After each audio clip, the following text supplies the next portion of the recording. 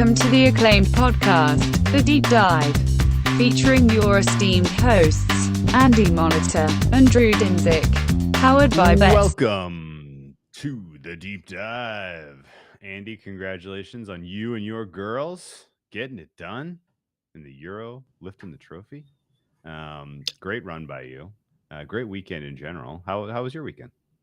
Yeah, good. I painted my entire main floor. Wouldn't recommend that. It was very awful, and it took forever. Tremendous content. Yeah, it was just don't paint your floor. Although the Euros was cool, celebrated the Euros win with some Herberts and Gerberts. I don't know if that's a sandwich shop they have on the West Coast, but it is a quality sandwich. That's about as exciting as my weekend got, man. Wow! It was wow. Pretty low key. I All kept right. it up. The weather was nice. It was just a good like drinking seltzer, hanging by the fire, chilling in the. I fell asleep in the hammock 2 different times. At one point, I told my wife I was coming back in to help her. I'm just like, I'm gonna go hit like 10 minutes in the hammock. And I felt myself nodded off. Legitimately set myself an alarm for 5 p.m. Because I knew I was gonna fall asleep. I'm like, well, we'll make this a 20-minute break. But Perfect. how about you? How was life on the Best Coast? Incredible. Super fun weekend. Best weekend of the summer, probably, just from no painting for you. No. No, it was a great weekend. You know who else had a great weekend? Cleveland Browns fans.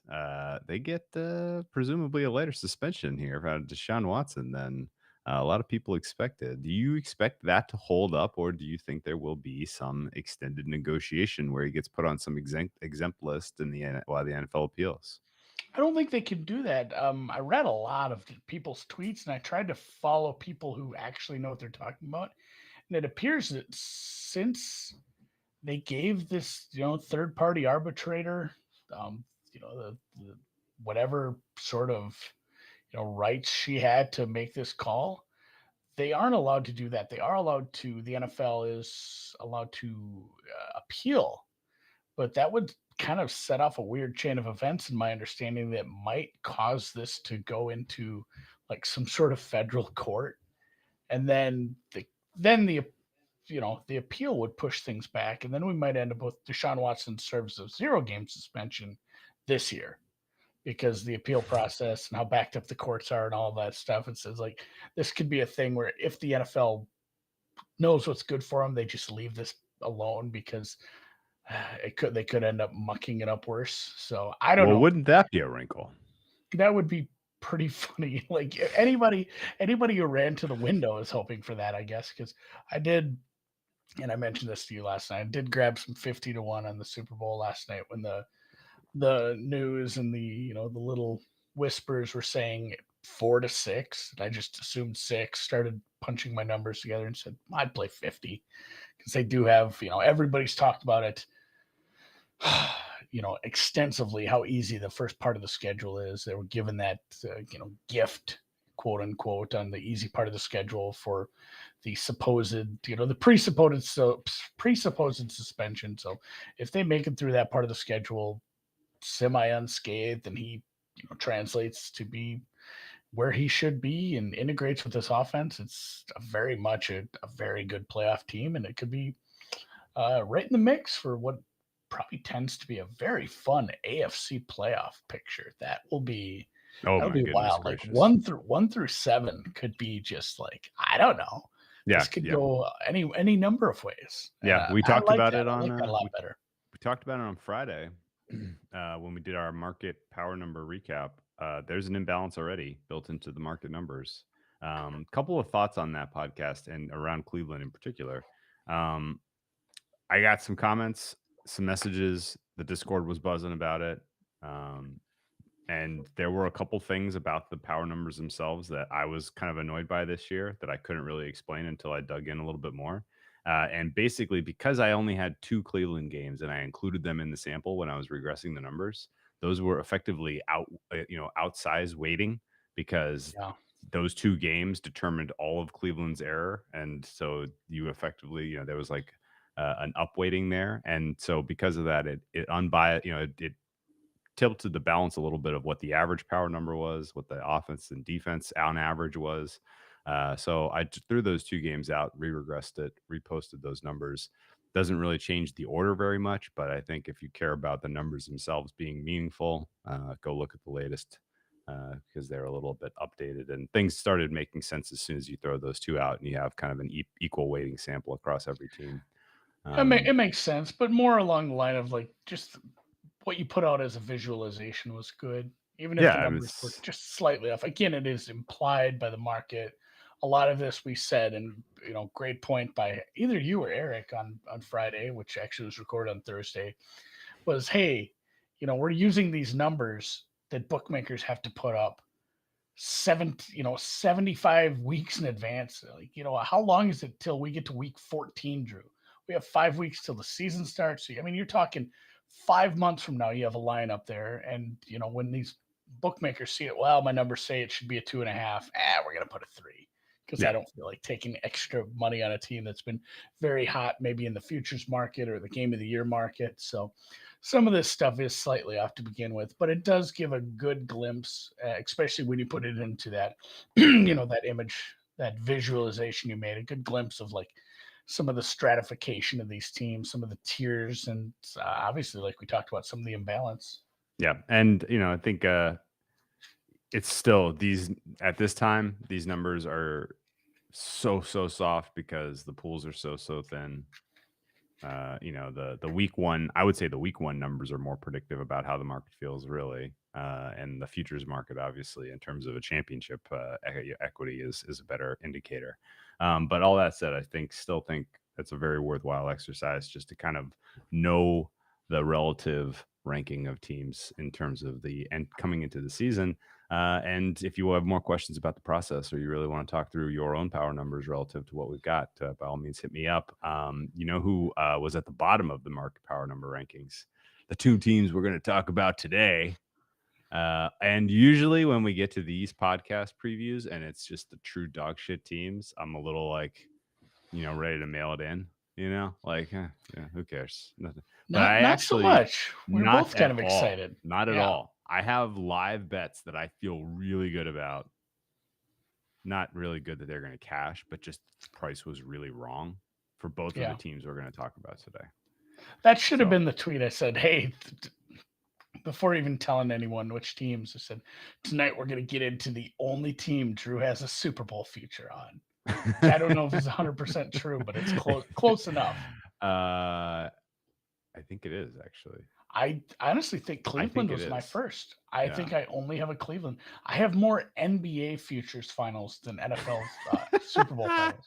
I just there were some rogue numbers on like Dallas, and back when Durant was rumored to go everywhere. I'm like, well, we're gonna take these Dallas numbers anyway because I think this team could be fun. But staying in Houston, and I joked about this on the Deep Dive account. If you're sick of hearing about Deshaun Watson, we will dive into the 2021 Houston Texans, the home of Deshaun Watson. He didn't play. He was not suspended, not put on the exempt list, not cut, he essentially just got paid and then they put him on the injury list.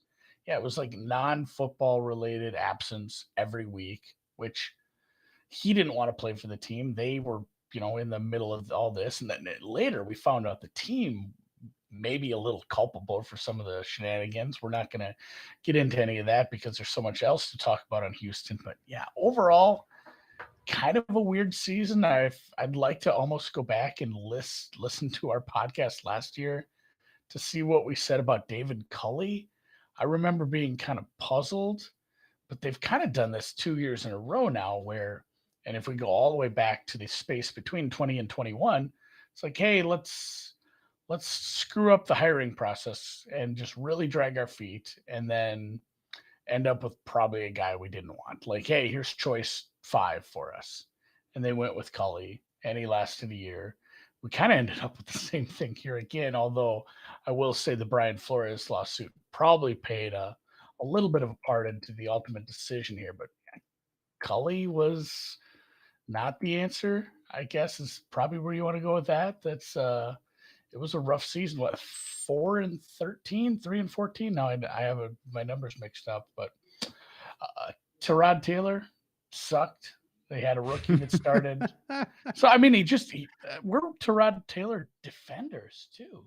He just was ineffective, and granted, it wasn't a great roster, but they put Mills in, and it wasn't great at times, but there were flashes, and he had a nice stretch at the end of the season. He started 11 games, so I don't really remember. Was that a benching Tyrod out of effectiveness, or did he get hurt? I feel like it was a little bit. I'm gonna have to look. I think it was a benching. Oh, really? Oh, wow. See, yeah. This is something I should have prepped with, I guess. The Texans season last year was dead on arrival.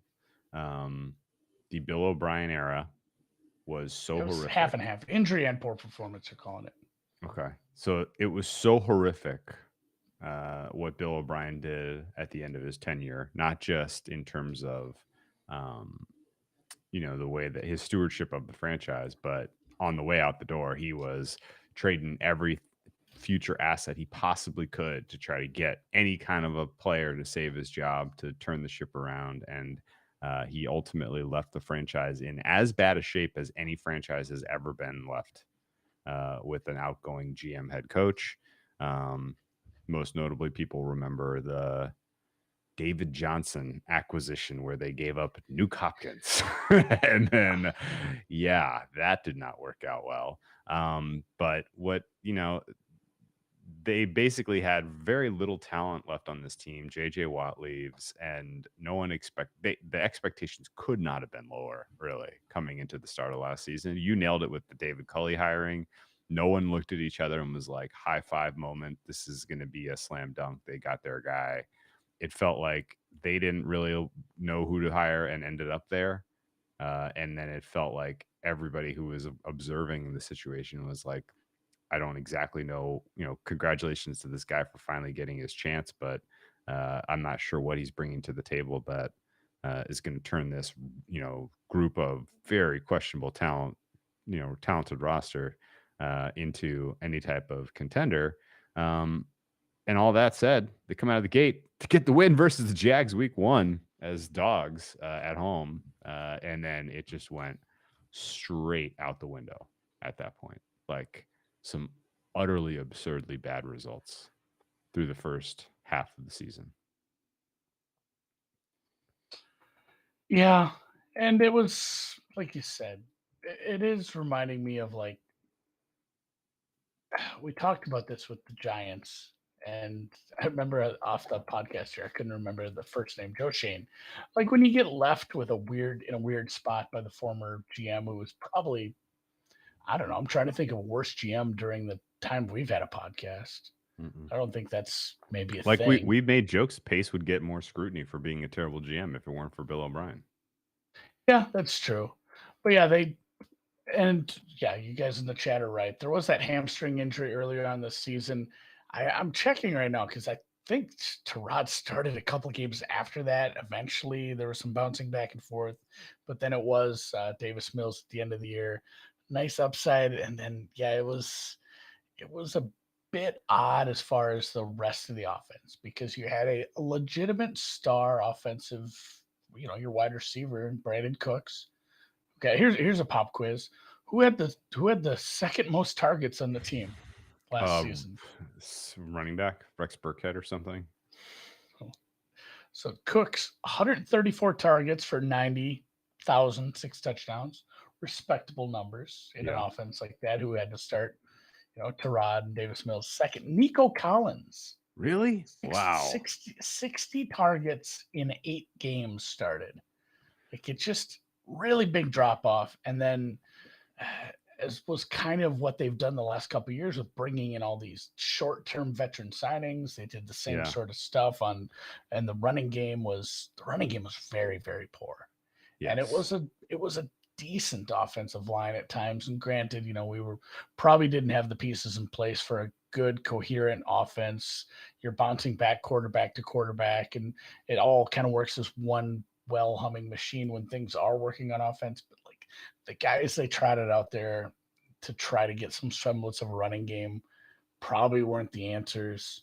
Hopefully that's something that maybe a little bit of upside we see this year. But other than that, yeah, you really had zero depth at wide receiver. You had no depth, no skill hardly at at running back, and you bounce between a rookie and a journeyman. Like, I guess, yeah, this is what you get. You get those 4 wins, and you move on. And there was talk, like, I mean, there was some talk that Cully was going to be brought back, which truthfully I would have been fine with. Like, Nah, at I don't that know point, about that. I mean, at that point, maybe I'm fine with it now. Like, now that they've better. That would have been a better outcome than what happened. Yeah, I don't disagree with at all. I just didn't think they were going to get their guy.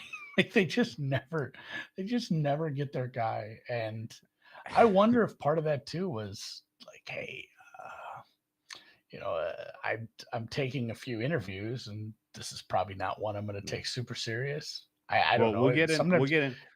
People ask that question. Ahead. You're jumping way ahead to the off season. We got to remember some of the other incredible parts of the last season. The moment that you knew David Culley wasn't the guy. Do you remember when that moment was? Opening press conference.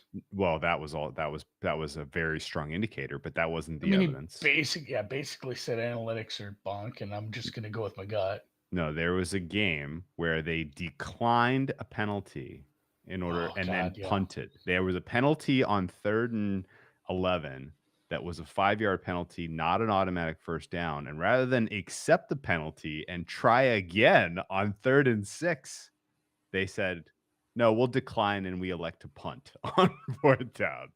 That was about as inexcusable an in-game decision by a head coach as we have ever had. Only trumped by the judge, the sneaks. The sneak. I was going to bring that up too. Who was the coach that ran Judge sneaking on 3rd and 9? The draw play on like 4th and 23. Oh my god! There have been some fake punt by the Colts back in the day. That was pretty special. They had like 3 guys in the offensive line. That was something. But but this was inexcusable. Turning that down was something. Declining a penalty so that you can send out your punt team is absurd. And that was a bad sign. The other fond memories, I remember betting the over when the Bills went to Houston, or was it Houston at the Bills? I don't even remember. It was at the Bills. I bet that over. It was 47-ish, 46.5-ish, and I literally said the final score here. Yeah, it was like, this is a good bet because the Bills never take their foot off the gas. They're just going to keep scoring and scoring and scoring. So you really only need Houston to get to like 7 to 10 points. Houston, you know how many points the Bills scored in the 4th quarter in that game? Was it a bunch? 21 points in the 4th quarter. That did not get there. Did not get there. You know what? Else I remember about that? I knew I was in trouble when Davis Mills threw an end zone pick after a drive where he got field position at like the Bills 20. I was like, oh, great. Houston's going to get on the board early, turn this into a little score fest here. Now, 40-0. They had some other just absolute beauties of scores here. 31-3 at the Colts. They turn around the next week on the road. 31 the game in between those 2 games. Yeah, good. The game in between those 2 games was the Pats game where they had a sizable lead in the 3rd quarter, and they let the Patriots score. I'm looking 9 minus 25. 16 unanswered. Yeah, late in the game. The Houston kicker missed a bunch of kicks.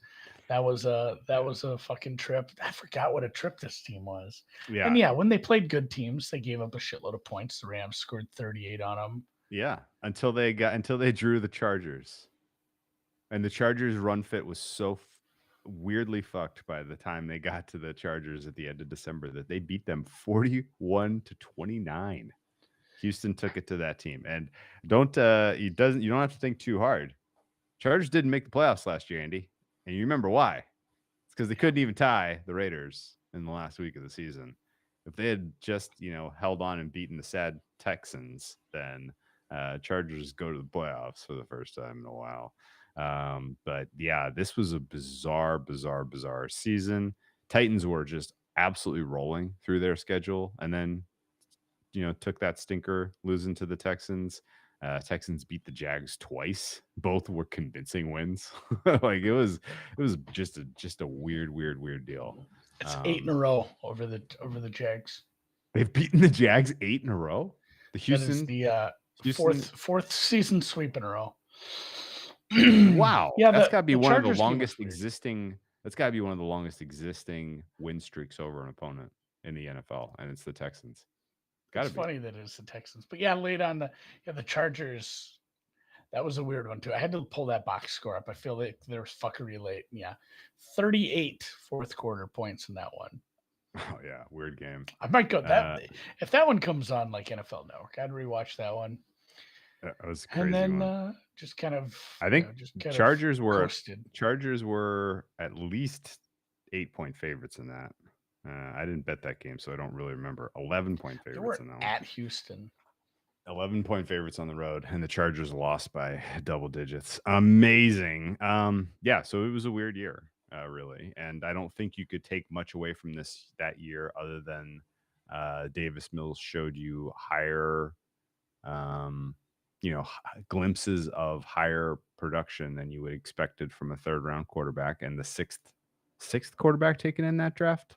He was there. Were there any in between Mac Jones and him, or was he? Mond was right sixth there, but he might have been after. Yeah, I don't remember. There was like Mond and Mills went very close to each other. So you had the early quarterbacks, and they had Mond and Mills in the third. I couldn't tell you which was first. Well, whatever the case is, he was a third-round pick. He was the first pick that the Texans had in that draft. It was a very, very, very good draft, and the Texans' first pick was Davis Mills in the third round. But he showed you Laramie Tunsil, though. I mean, you're not going to draft him. No. He showed you plenty of. That's a good point. He showed you plenty of good, of positives. I thought over the balance of the season. It was just a little bit of a crap team and tough to dissect. Was his success because opponents were playing them a certain style and they didn't really respect the Texans as an opponent, or was were those flashes you saw from him repeatable? And that's kind of the key handicap going forward. Let's get to the offseason and talk about some of the big still issues with this team. They got one of the guys in Nick Caserio. They wanted the player personnel guy Nick Caserio from the Pats badly, and they finally got him. A lot of people assumed that meant he was going to go get a Josh McDaniels type and bring him in, and kind of carry that Patriots legacy into Houston. But they did not intend to do that at all. And in fact, it didn't even really seem like the hiring process had Cesario's fingerprints on it at all. It felt like it was an Easterby show. And the Easterby kind of stink on this franchise still exists today, although it's abated a bit. I guess he's conceded some power to other people who know how to do their jobs. But it's not like you got rid of Bill O'Brien and that solved all the problems. Like the owner still seems to be over his head as far as how to be a steward of a franchise. He has in place a personnel guy in Easterby who is kind of a weird little, is kind of religious charlatan more than he is, NFL visionary. And it was their intention to hire Josh McCown to be their head coach, and people guffawed because Josh McCown has not been a coach at any level, let alone a head coach of a football team before. So it was going to be a reach for him to find success taking that leap. But you brought it up already. Flores lawsuit happens. Issues around preferential hiring and the abuse of the Rooney Rule, I think, forced the Texans' hands to where they had interviewed. Would have been a bad look. Smith was their existing defensive coordinator, and rather than pull the trigger and hire McCown with zero experience, they gave it to Lovie Smith. And for what I can tell you, McCown still has a red ass over this. He's still pissed. And it's not clear to me if he has some role in the franchise as like a consultant or something, or if he's just like completely on the outs. He didn't take an XFL job. He didn't take a USFL job. He's basically just like sitting there waiting for this job to finally become his, which he was promised. And I guess the flirting with McCown and how that all played out, and the Rooney Rule abuse and the Flores lawsuit and all that doesn't interest me as much as the ultimate selection of Lovie Smith, which is a problem. Do you agree? Yeah, we're going to get to another team today, and we're going to talk about how a team hired one of the most successful college football coaches of all time and how well that went. And this team hired a coach that went, like 15-40 at Illinois. Was that really his record? I'm looking. It was bad. 17-39. I made it my worse than God. it was. No. 17-39 in a few years in the Big Ten. Well, the Big Ten's good, Andy.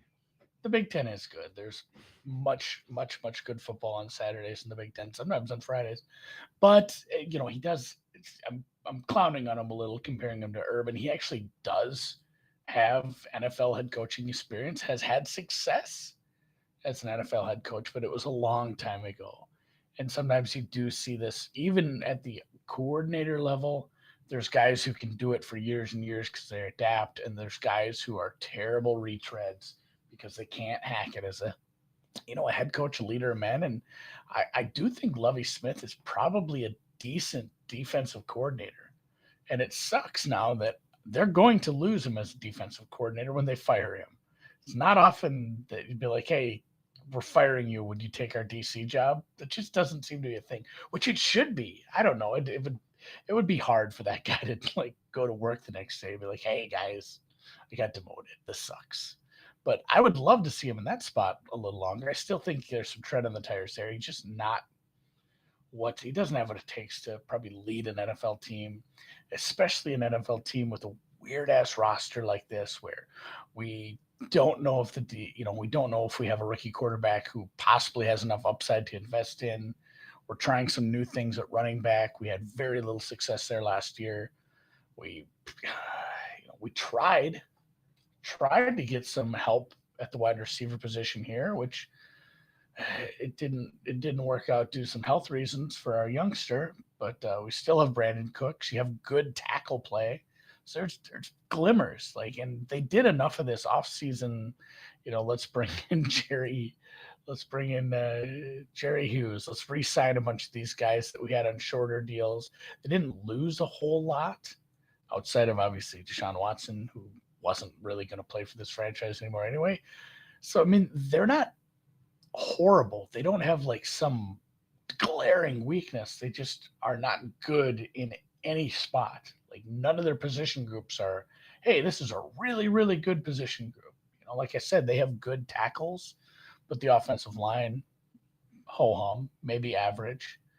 And again, we got to determine what was Davis Mills. Was some of the glimpses we saw, was that what we're going to see, or was that outliers? Was that just him kind of improvising, nobody having film on him yet? And, are you going to see him having to step into a second head coach, a new offensive coordinator, a new system, with a little more expectations this year, and not a whole lot of extra help besides Marlon Mack, and see him take a big step forward?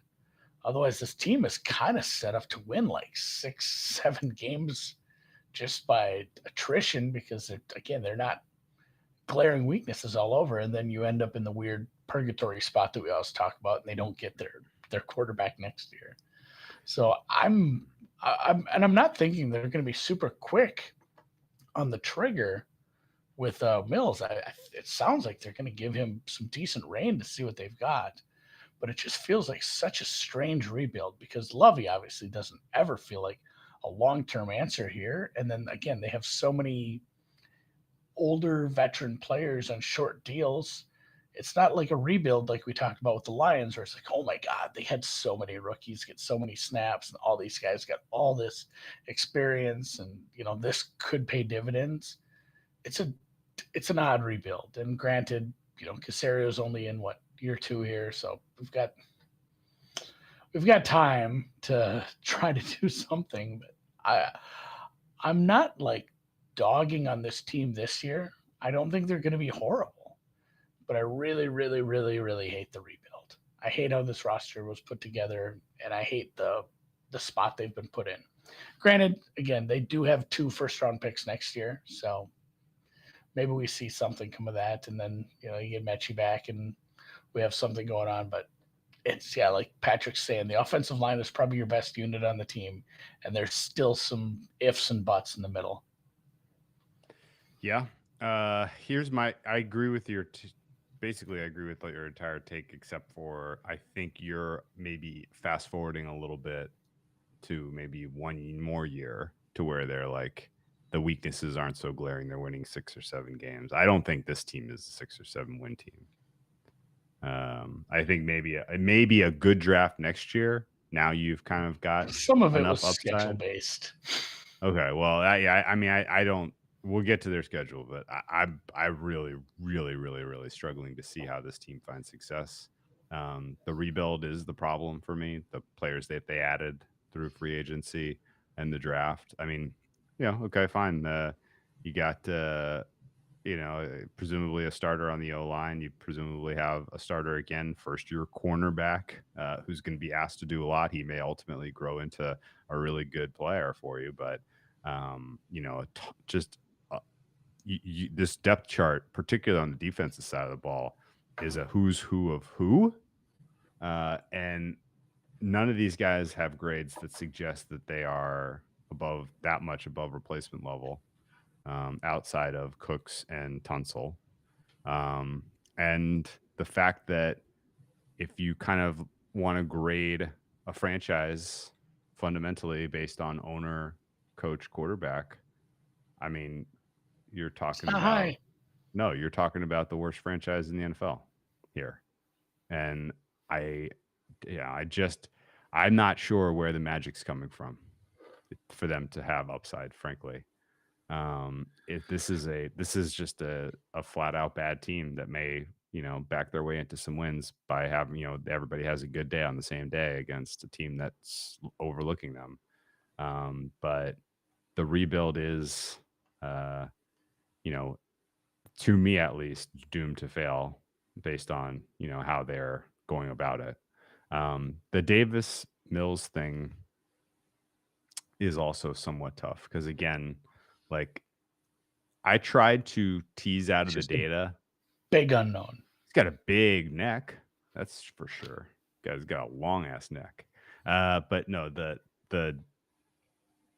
it's really, really tough to. I was looking at the data. And I was like, for whatever reason, because I only bet a couple of Texans games last year. I remember like the Rams game, and I mentioned the Bills game, and the Rams game, they scored a bunch of garbage time points. And they scored a bunch of points against some bad defenses like the Jags. And I was like, is this guy just like the Blake Bortles All-Stars? Like he just gets it done against bad teams and garbage time and stuff like that. And I tried to tease that out of the data, but it's not really there. Like he wasn't really a garbage time All-Star. And he was not league average, but he was a rookie. So what? So I think the fact that they elevated Pep Hamilton, and I don't have strong feelings one way or the other about Pep Hamilton, and that Mills is going to, he's going to be just as subject to the second-year leap as all the other guys we talk about. There's 6 quarterbacks this year who get the second-year leap potentially. The 5 known first-rounders who all had starting roles, right? Who will all have starting roles this year. Trey Lance probably the least experienced of those. But for all the same reasons quarterbacks take the leap in year 2, that should apply to Mills. The problem is like if Mills is ultimately good, it's going to be so tough to believe it's long term and not just flash in the pan, not just something that can get figured out. And I also haven't seen anything on film from last year that was like, oh, this guy gets it.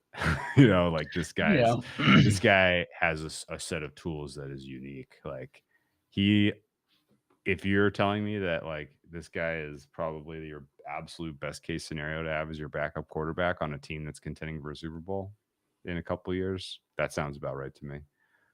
But I don't think you're putting him on a roster that is 5th percentile and expecting to elevate them to anything better than bottom 4 in terms of win-loss, in terms of power number.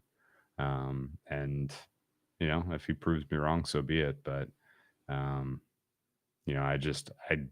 the ceiling is somewhat low because of what we know about him, I think.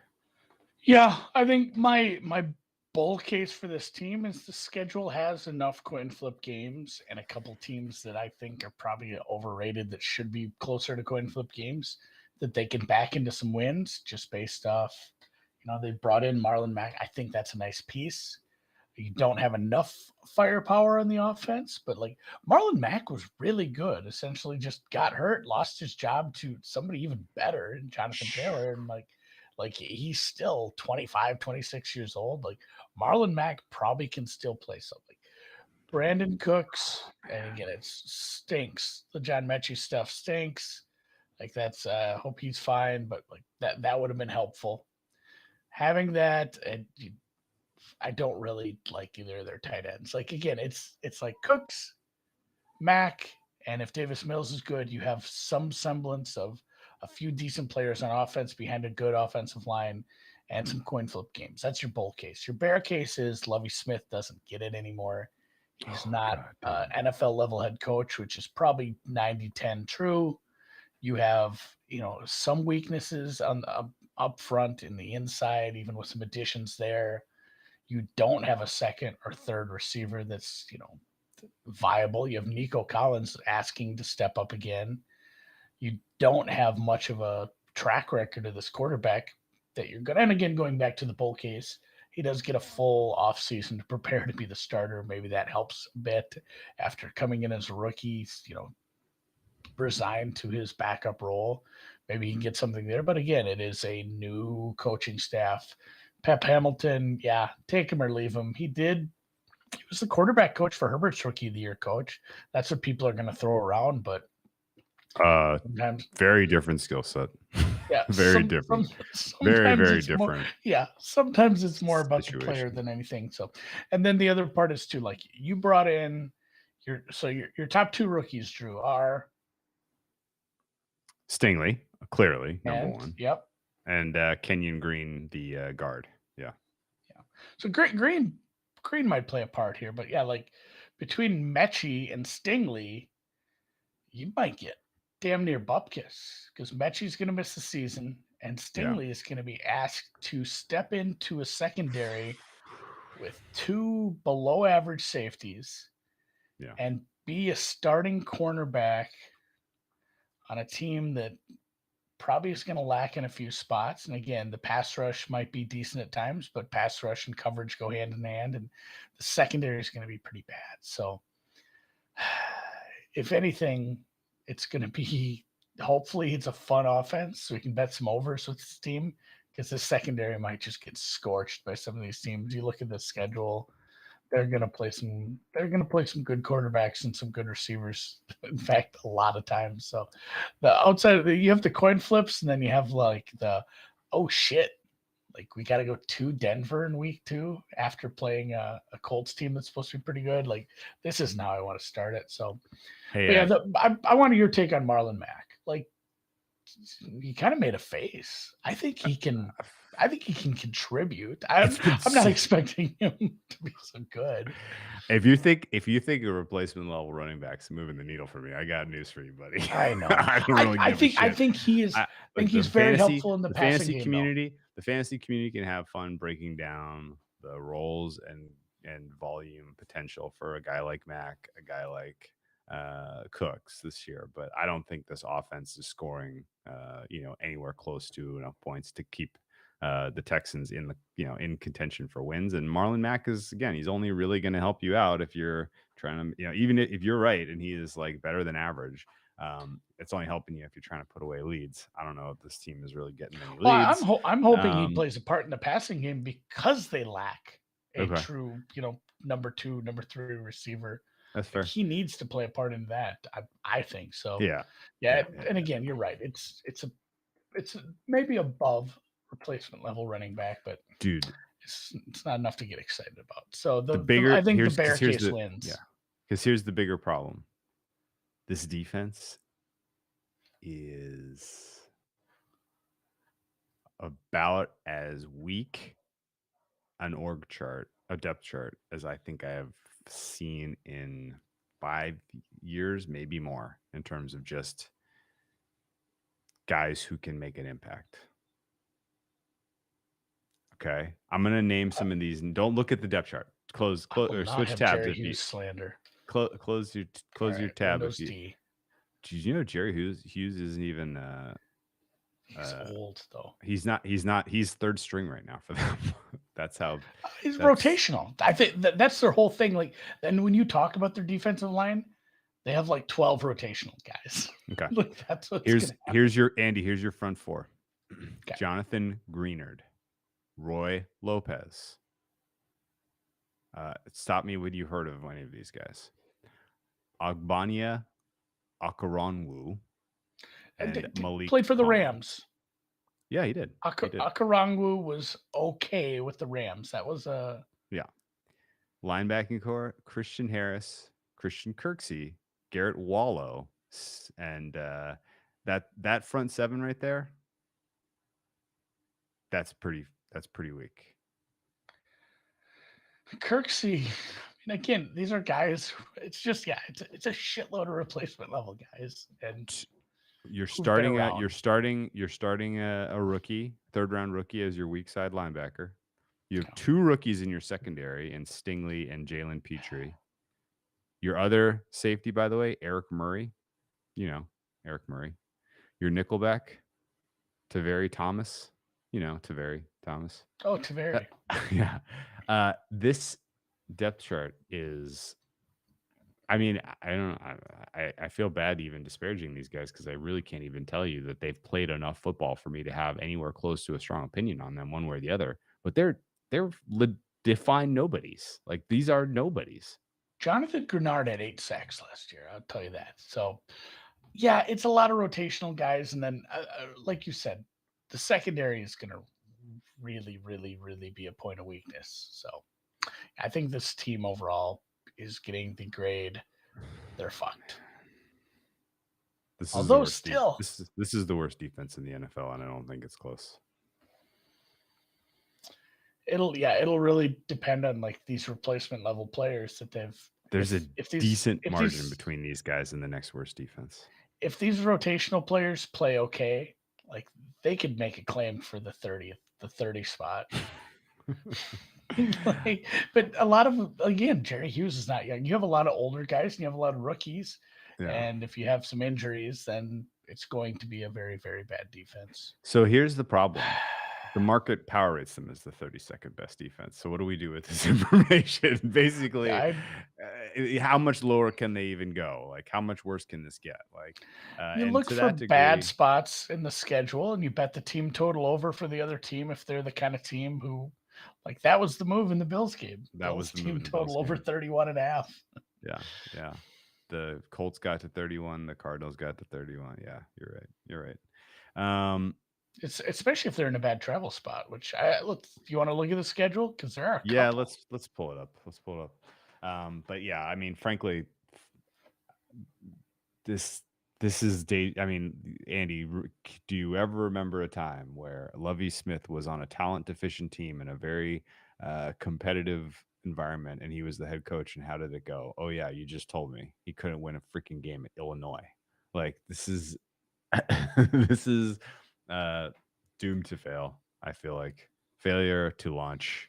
I feel bad for Stingley. To give you a nice Houston NASA kind of reference, this is a failure to launch if I've ever seen one. The schedule has them as dogs in every single line game except for Pick'em hosting the aforementioned Jaguars, who they have an 8-game win streak against. Some of these numbers are big. They're 10-point dogs at Denver week 2. Yuck. There's more than touchdown dogs hosting the Chargers, who we also talked about. They beat last year. Vegas now is that an 8? That's a big number. That's a big number for Vegas to be laying. But are you running to the window to grab +8 for Houston? I'm not really interested in that. +10 versus KC. You're hosting the Chiefs. You're catching 10. Yeah, I mean, 1, 2, 3, 4, 5, 6, 7, 8, 9 games out of your 17, you are a touchdown or more dog, which means you need a little bit of luck and a lot of things to go your way to get wins in any of those contests. So you're starting out basically 0-9. Oh, I think they're very live against Chicago. I think that'll be a fun suck fest. No, I'm saying 0-9 in terms of like there's 9 Oh yeah, losses those on your teams. schedule. I work literally, Oh, okay. linearly. Linearly. Okay. But yeah, like they can hang with the likes of Chicago, Jacksonville, Tennessee. I'm not super high on Tennessee this year. Spoiler alert. That's kind of a sneaky spot for them to come back off a ass whooping, and all of a sudden Tennessee's laying like 5.5, 6, and oh man, I hate trying to talk myself into betting on this team, but the Giants, Washington were teams that those are the coin flips. Like their coin flips are the 3.5s, and they do have one true coin flip. Like all those, those have to fall the right way. The offense has to click because the defense isn't going to. Like the defensive upside, there isn't some like, oh my God, I guess stuff happens every year that we don't see, that nobody sees coming. I really, really don't think the Houston Texans defense surprising the league is one of those things that's going to happen. This offense could come around. Like Nico Collins could take a big step forward. Some of these guys that are deeper on the depth chart, I think Philip Dorsett, Chris Conley, these guys, some of these receivers could take some steps forward in a new offense, and this could be a fun offense. And that's how this team can win some of these games where they're 3 or 4 point dogs. But the defense is going to be bad enough in the secondary where I can't make a case for them to upset Dallas, Kansas City, at Denver, Las Vegas, the Chargers, like Indy, even at home.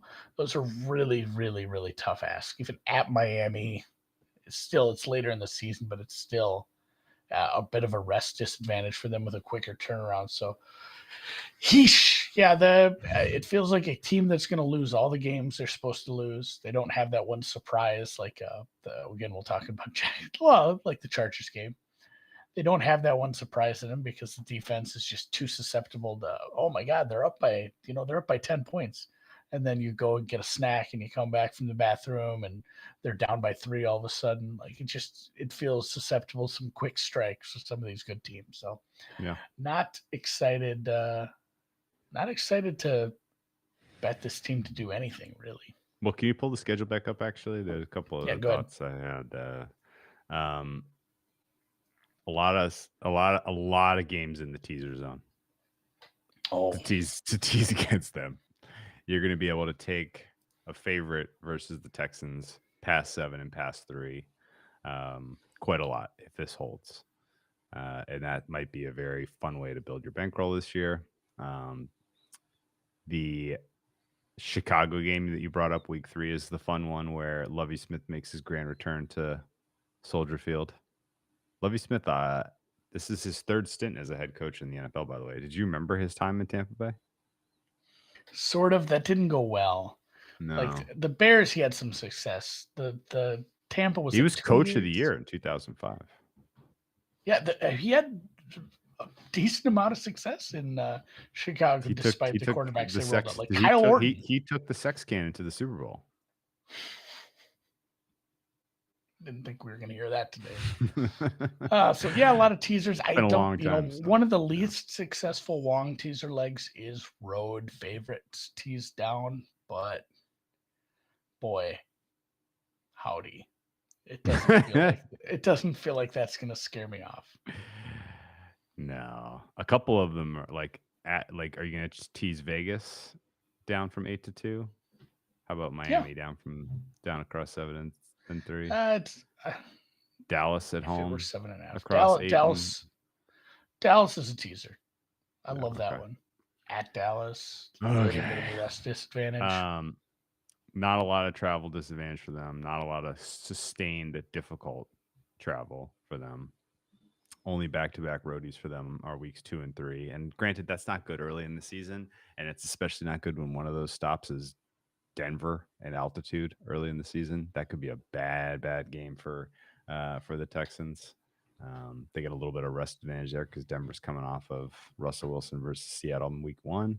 But still not a super favorable schedule or anything that I'm like really scared about the schedule makers doing them dirty here. The Giants game, which is again one of the opponents you might have gotten a win against, you're at a disadvantage: rest, travel, and weather. So bummer. Bummer is a good succinct term for this. Bummer. I know earlier in the pod I said like they could back their way into 6 games. I would like to have a word with Andy from 40 minutes ago. I've really sat and thought more about the secondary and struggle with that. So yeah, let's look at that. Yeah, let's look at the odds before we talk about our non-betting attack. Well, we did come up with one. The Super Bowl, 300 to 1. Should any team be 300 to 1 to win the Super Bowl, Andy? Yes. This team should be longer. This team should be, yes. Okay. Yes. 100 to 1 to win the AFC. Sounds about right. 25 to 1 to win the AFC South. My goodness. AFC South is not a conference that I have a ton of regard for, but that's a big number. I just don't see them getting. So too many things have to go right to get them to double-digit wins, and I think that's what it's going to take to win the South this year. Playoffs, yes is 15 to 1, no minus 3,500. You want to tie up some scratch for the season? Take a little playoffs? No, I don't know. Regular season wins. Yeah, this team not only getting to the playoffs via the South, not the wild card. So if you are feeling insane, yeah, you need an NFC least scenario. Regular season win total over under 4.5, even juice, which is that's a low number. You're going to be sweating that under. I can't get involved there at minus 110. This is reminiscent of like Kansas football over under 1.5s. It's one of those where like you're sitting on 4 for like the last 6 weeks and you're just sitting there sweating as it's like shit, they're making a comeback against the backups. Put the starters back in. What are we doing here? So I'm not taking any of these bets. Betting plan of attack, like we said, there's probably a case to be made for looking at that schedule we just had up. If Drew and producer Dan just dropped it in the Deep Dive Discord, if you're in there, you can download that. Looking for some spots in the schedule where they're probably at a rest disadvantage, where you have a team who has been known to maybe keep the foot on the gas pedal, or a team like a lot of these good teams against real shitty defenses, you'll see team totals hit in the first half, guys. Yeah. Like the smart teams know this, that, hey, get out to a big lead in the first half and then just coast and let this game go by. Don't overlook a bad team. Beat the shit out of them early. After the first couple weeks, this is, and entirely contingent on how Pep Hamilton and Davis Mills look in year 2. This is potentially an over team. I mean, the offense is lined as 31st in the NFL, and I think you made a pretty impassioned case about some of the talent, in which case we would see something better than 31st, right? I mean, 31st is about as bad as you can possibly imagine, I think there's only upside to the offense. The downside to the defense isn't in an overall ranking, but maybe that this unit just really can't even perform at replacement level, and they're giving up 30 plus points a game. So overs are something that I have in the back of my head about these guys. Teasing against them, of course, we mentioned. There's one other betting angle, Andy. You ready for this? I think I told you I bet this. I still think it is entirely plausible that Lovie Smith doesn't make it through this campaign as the head coach. Yeah, I think just because of the fact that he wasn't really their first, second, or whatever intention to hire last year is a bad sign. I don't think this team really cares one way or the other about the PR and how it would look firing. I mean, they just fired a guy after 1 year. So what if they do it again, right? Like, I don't really think that matters in the scheme of things. And I think there is a real scenario where Lovie Smith is doing a Illinois football impression as a head coach, and it is super clear that this is not working. And they're freaking out internally because they have a guy they want to hire in McCown, They have a quarterback they think might be good in Mills, and they feel like they were forced into the Lovie Smith thing, and they're ready to cut bait. This is still like not a super likely thing that he is the first coach fired, but there's just not a lot of good candidates this year. Like there's no one that I'm looking across the board right now, certainly at the top, who I think is priced correctly. Yeah, we'll get to all the awards, and that's not really an award. That counts as an award market later this week because and then somebody did bring up Dameon Pierce. Dameon Pierce might be a fun one too, just because I think anyone on this roster is liable to get some time if they make a case for it in camp, mini camp, training camp, practice, preseason, running back out of Florida. He's probably going to get some time. That's a fun one too. I don't think there's any betting angles around it unless you can get some player props on him early in the season. Yeah. So the only price that I see in the market right now that I know is wrong is Lovie Smith, first coach fired, 60-1. That should not be 60-1. There's way too many like just situations that are going to at least wait until the end of the season to make any adjustments. Well, we talked about that too when we go over these. We say, "Oh, teams don't like to do it with first-year head coaches." Like, well, they it's just happened a little bit now. Yeah, somebody just did after 11 games. So, like, precedent's been set by your in division rival, division mate, if you your will. division punching bag. You're kicking the team that you pick on in division just did it. We did but not. No, I think do them I guess first, though. I guess I only see downside really with this team, frankly. And if that manifests, and if it's as clear as we're making it out to be, and we know that this team and the front office wanted another guy, like Lovie Smith could get and plus, honestly, they wouldn't even really feel like they're firing him after 1 year. He was their defensive coordinator. He's been to the squad for a while. Been in the squad a while. Yeah, like it's not. That's even what I'm really saying. You're like losing your defensive coordinator. It's just an all-around bad. So yeah. So all right, that's the Houston Texans. Kind of a depressing pod. Like that one kind of left me in the dumps. Boy, does that feel like 4-13, and everybody who bet the under or the over is sweating it all season long. Yeah, feels like they just play the same song they played last year, rather. So, all right, let's do another podcast. We'll do the Jags now. Welcome to the deep dive, Andy. We just talked about the Texans. It was not a positive spin. Spoiler alert if you haven't already listened to that episode. Yet the Texans beat the next team that we're going to preview twice last year. And as you pointed out in the Texans podcast, 8 times running, they've beaten the Jaguars.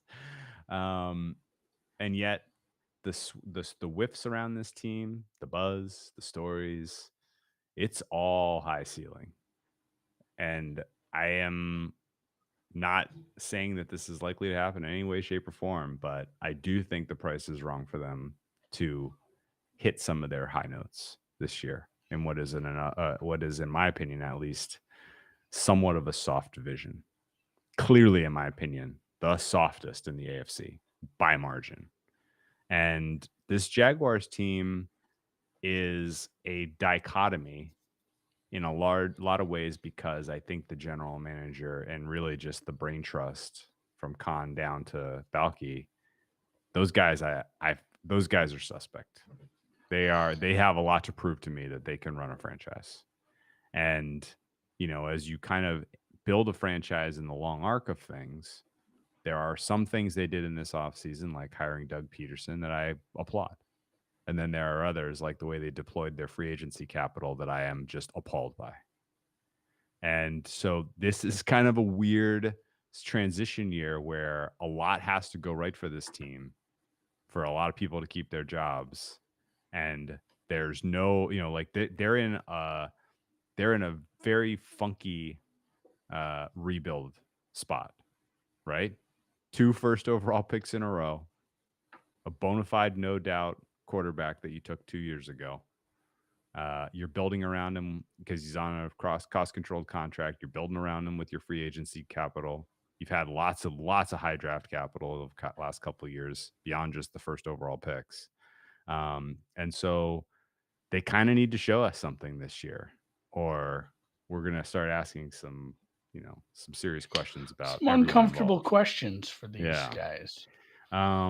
What is your temperature on the Jaguars, and has it changed at all as you've been reading stories about camp being run like a professional organization at long last?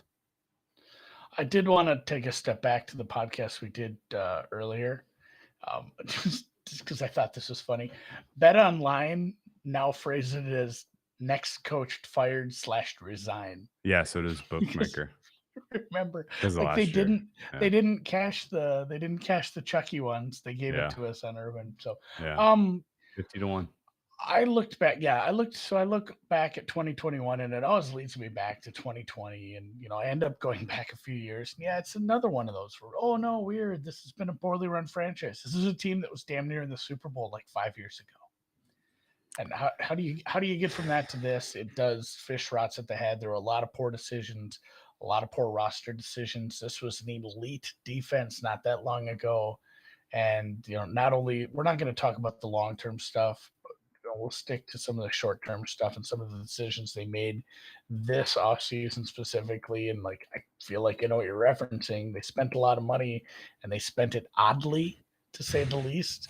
Maybe I guess they picked positions that mattered, but the names don't always match up with the numbers that are in front of some of these free agent signings. But obviously the biggest story of last year, and I'd forgotten how much fuckery there was. And I'm going to rip through this quick because this doesn't really help anybody handicapping. But Christ, I forgot how many different things Urban Meyer did. It took him to get fired. Like he was on strike 10. Like the Chris Doyle, who had basically been fired in so many words from Iowa for being racist, and he was accused of bullying. He ran a bunch of players into the ground in practice that had to go to the doctor because they're basically pissing brown and their bones are crumbling.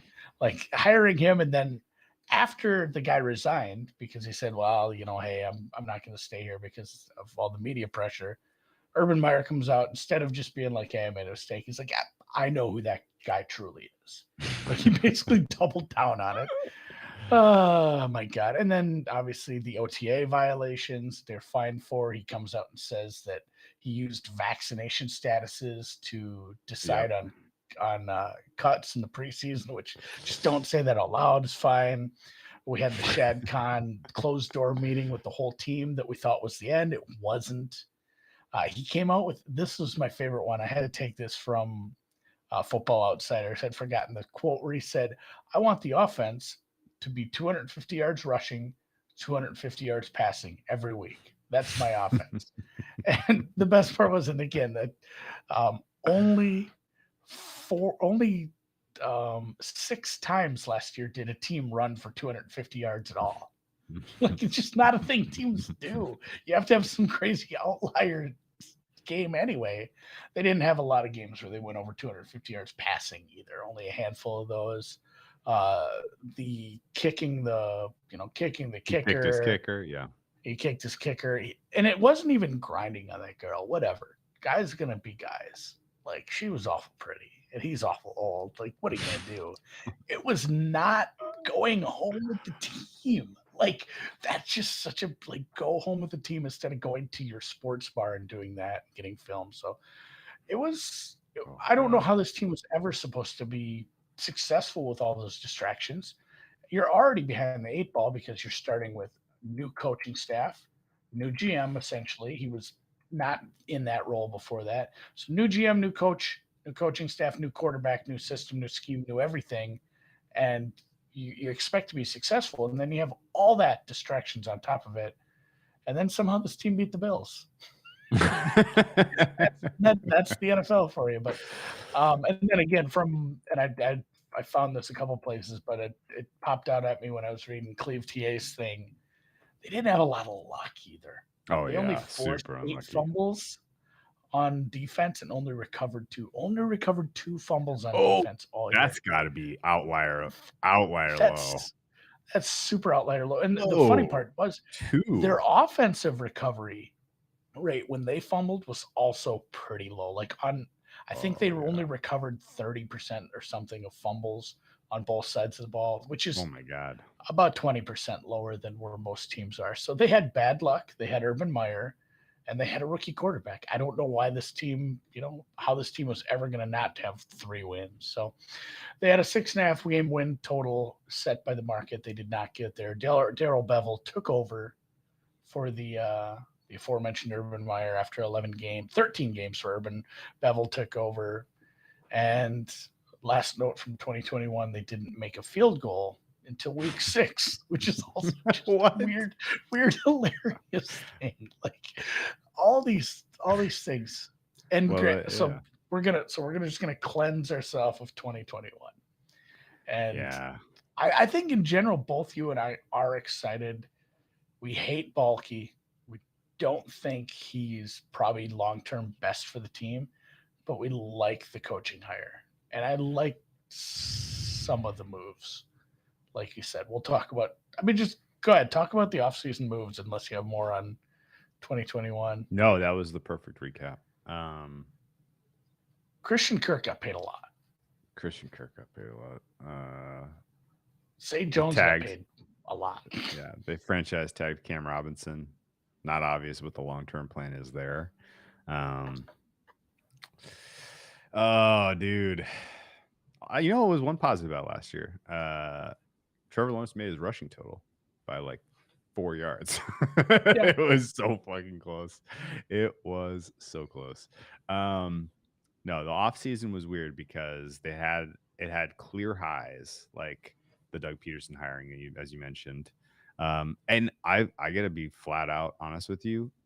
I grade Christian Kirk as a very efficient piece in a kind of a modern NFL offense. Like he has a potential to be a very, very strong contributor, in my opinion. And that wide receiver room was bad. Like they needed to do something.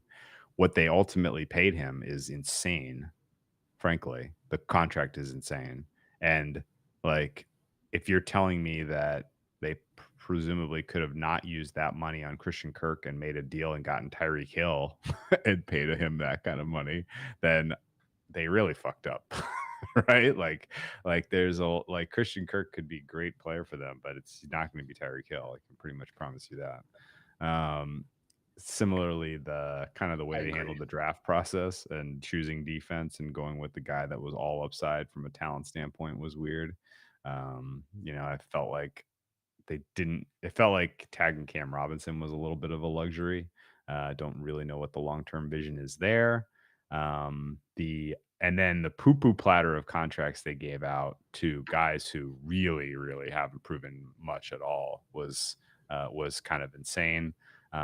Gave a lot of money to Brandon Scherf, who I have high regard for as a guard, but he's a guard. So that warrants a little bit of scrutiny.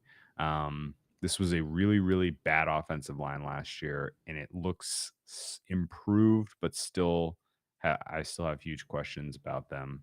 The offensive system overall last year was a train wreck, just conceptually. And I think Doug Peterson can turn that around aggressively to the positive.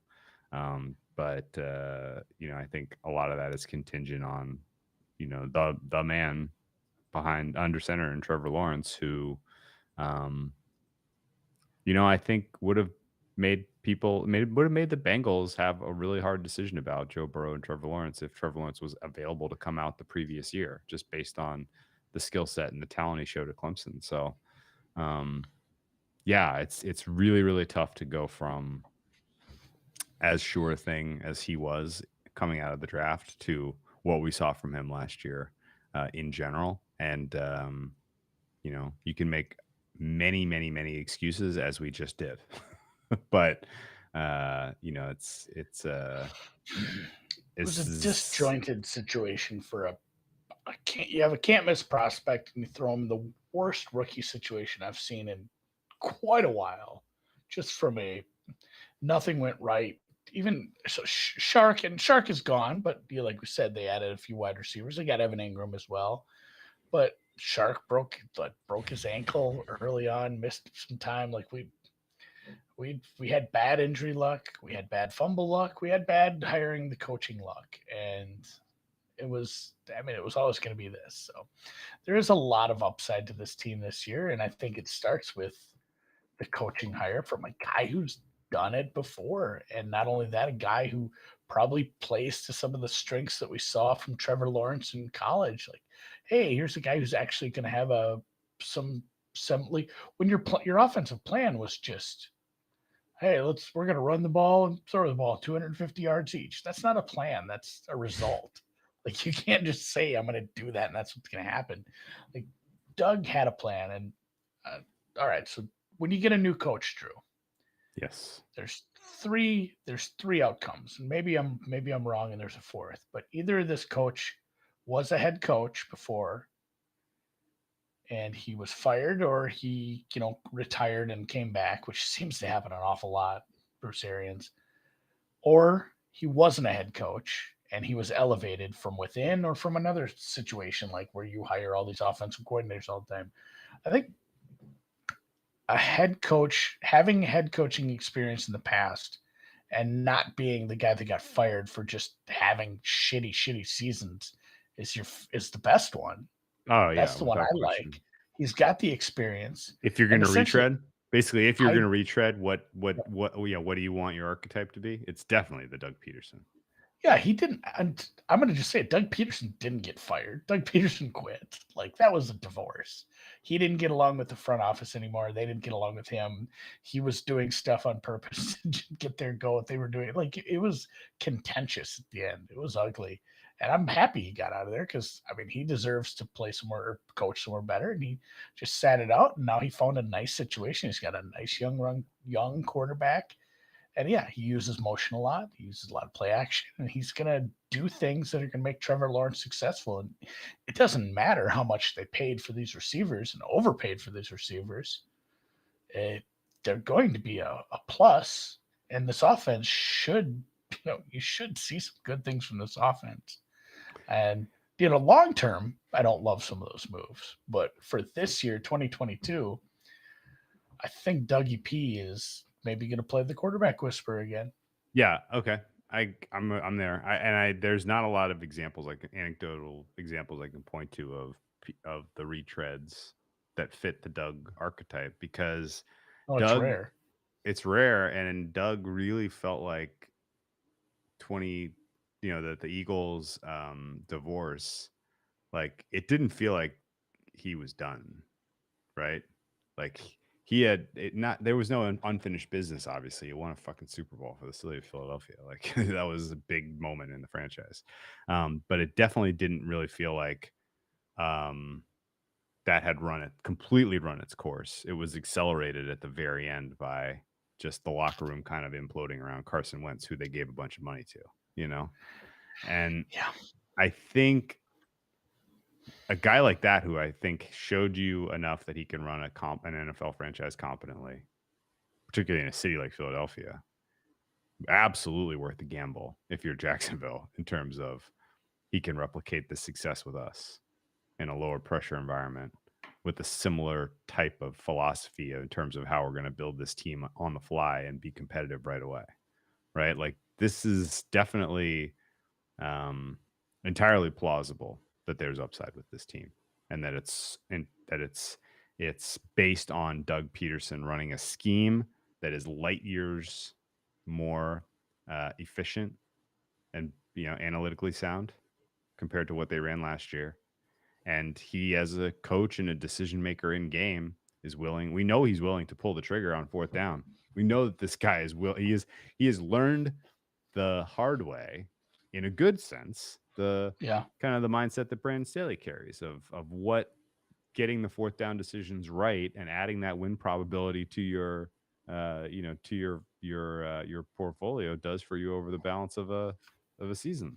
And I think in the blind, I'm counting on him running a good offense from a philosophy standpoint and taking the hidden edges, picking them up off the ground and putting them in his pocket, and that leading to slightly better performance from the Jags than what would be reflected by their talent in a vacuum.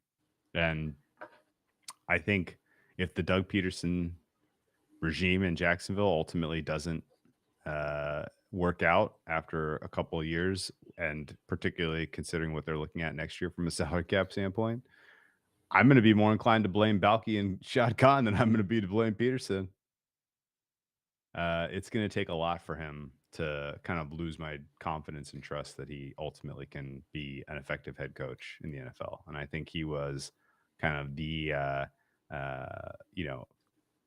he was the right fit for this job, number one. And in general, the kind of coach that I am perfectly willing taking a chance on if I'm hiring. Yeah, no, 100%. And we just right away the offense. I love reading these reports from camp from the local reporters. A lot of them do a really good job of, man, they can fill a page with a bunch of stuff that I don't give a shit about. There's so many of these like camp battles for, and maybe if I were a fan of one team, it would really be exciting on some of these. The battles for the backup linebacker spot. But there's always some good nuggets in there from the guys that go out to camp every day and watch it. And they've been saying like they're moving Trevor Lawrence around a lot. You're seeing just like he rolling him out quite a bit. And I mean, that's where he can be successful. Doug plays a lot of play action, a lot of movement, a lot of misdirection, disguise. It's stuff that you don't even have to say like, hey, that's going to work for this team. That works for every team if it's done right. So this offense should be good. We talked about you lost Shark, which, that sucks. Like it's not good to lose a guy. And granted, we missed part of the season. Back to, Detroit. But Christian Kirk, like you said, we both like him quite a bit. Zay Jones, they spent a bunch on him too. I didn't get to see a ton of him. I don't know if I just didn't bet Raiders games that much, but I think he's a decent deep threat. If I'm thinking of the right guy, like he's a bit of a speedster. I need to learn more about Zay Jones apparently. And then Evan Ingram had flashes. Like Evan Ingram had good games, and Evan Ingram had some bad games. But again, he was in a bad situation for parts of his time up there too in New York. So you added 3 pass catchers, and you have Marvin Jones Jr., who kind of got lost in the shuffle. It was fun talking about him when we had those, the twosome up there in Detroit, and they're both very good. And then when you get added to a bad team like this and you don't get the numbers, people forget about you and don't talk about you. But Marvin Jones Jr. can be a top. He can be your number one. Yes. That's his ceiling. So you have 3 pretty decent receivers, an okay tight end. You added Brandon Scherf to a weakness. The offensive line maybe better. And I would think this offense looks quite a bit better than last year. Like there's just nowhere to go but up, right? True. Like everything was disjointed. T-Law looked bad, and really people weren't even concentrating on the product on the field. We were always just concentrating on what Urban had done that week. Yeah. No, that's where I'm at too. Center position concerns me a bit. But I think the offensive line looks like kind of their floor is league average. The skill position players you laid out, again, their floor is league average. If there's a criticism to make, it's that it's a thin room. If Christian Kirk is unavailable and all of a sudden you're now, Zay Jones is drawing CB1 type of coverage, and Marvin Jones Jr. can't get open, and Evan Ingram is dealing with a lingering injury. All of a sudden now that the weapons look very questionable. Yeah, Chenault is not impressed. And you do have a little bit of depth if you think Chenault can shake that off. Laquan Treadwell played okay at times, but that's your backups at that point. So, yeah, the backups scare me. The second string scares me. The running back room is very strong. James Robinson, that was my other note. James Robinson did not start the year on the PUP. No, there were worries about that injury kind of lingering into this. Same with Etienne. So you have both running backs that are coming in healthy-ish, which is Yeah. Very good because, man, they were bitten by the bug there too as well. Yeah. I kind of wish that they had grabbed some more vets here. Like if they were going to go the path that the Eagles went through under Wentz, when Peterson succeeded last time, like I wish there were a couple more vets, and especially in the offensive line. But that's okay. I think ultimately, it's a fair unit, and yeah, the Etienne upside potential ceiling way he meshes here is interesting to me. I mean, it doesn't take a wild imagination to see Doug Peterson's championship Eagles when you look at this roster. It really doesn't. Lane Johnson was an elite tackle. There's no Just elite need some tackles dog here. masks. That's it, right? Like it's not that far. And what the skill set that Wentz had before he tore his ACL and before he kind of turned into a locker room nutball. God, is it similar to Carson? God, is it similar to Trevor Lawrence? Especially like the quiet, ability to evade pressure and use his legs. If they're pressing the easy buttons, if they're aggressive on fourth down, this offense is going to be top half of the league in the and I don't think it's going to be close. Yeah. Make all the improvements and then give them an extra down when they deserve it. Yeah. I don't know how it doesn't succeed. The defense, touch on real quick. They're going to start a couple rookies here and there, and that's just kind of where they're at.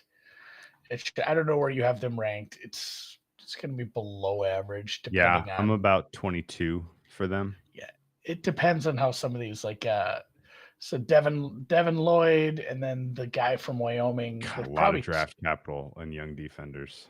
Two linebacker rookies going to start, and then obviously you're likely going to start a DN that you drafted from Georgia. So God bless that guy, by the way. And I mean, yeah, right then and there, that's such a weird amount of uncertainty that makes defenses are hard to guess on anyway, because there's less of a unit like, oh, it's the offensive line or it's the receiving core and how they mesh with everything. Like the way defenses have to play to adjust how offenses are. The three basic unit groups kind of mesh into each other so much, especially depending on what kind of defense you play. It makes it very hard to guess how some of these are going to work out when there's been a bunch of turnover. And it's even worse when there's a bunch of rookies. So ceiling is probably, again, middle of the pack. Ceiling's 16, 17, but most likely somewhere in the 20s, low 20s. Yeah, I agree. For me, and it just, again, because we have a lot of uncertainty with these defenders. But they did get I think they got a good defensive coordinator brought up from Tampa. Yeah. And that was a fun, aggressive defense. If that's what they want to do and they can get the coverage, that stuff seems to work. I don't think this defense is winning you any games, but that's not what you're asking them to do. You're saying, help me put away a lead. Go out and get the key sacks, get the stops. Josh Allen, Lloyd, and Walker, those are really, really high upside athletic guys that you have out there, in a 3-4. Malcolm Brown, Roy Robertson Harris, and Fatukasi don't move the needle for me a lot on the D line, but you just need those guys to eat up blockers and then let your linebacking core do their thing. Again, kind of similar to the way the Eagles rostered their D. They got all that pressure out of that kind of rotating core of elite athletic linebackers, and just the D line itself, just eight blockers. And they have Fletcher Cox, obviously, who is, a standalone. That so basically, like, this is the Eagles Super Bowl team minus a Fletcher Cox, minus a Lane Johnson. Really, the way I look at them. I go with that. So take a look at who they play, when they play them, and where they'll be at. A little more blue here. A couple favorites, and the Houston game that we mentioned earlier in the podcast, earlier's podcast. You guys know we're not tricking anybody. We're doing 2 a day here. So Houston twice. That's useful. Not a lot of New prime York time. at We're not home. going to see Trevor Lawrence in prime time a lot. Just a Thursday night game between the Jets and the Jags late in the season. What were we doing with that?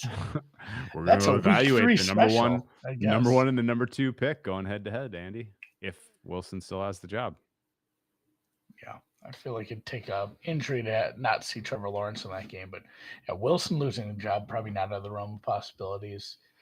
So they do get the NFC East. So you get Washington, you get New York, you get Dallas, you get Philly, but they also get just like everyone else in this. We haven't talked about that a lot, but everyone does have to play the AFC West, which sucks because all 4 of those teams. I mean, who is the lowest ceiling? The Raiders by a lot. The By a Raiders lot. offense. That Raiders offense. Yeah, but it's an imbalanced team. You're right. It's a weird imbalanced team, but yeah, I don't have Denver that much higher than the Raiders. Oh wow, interesting.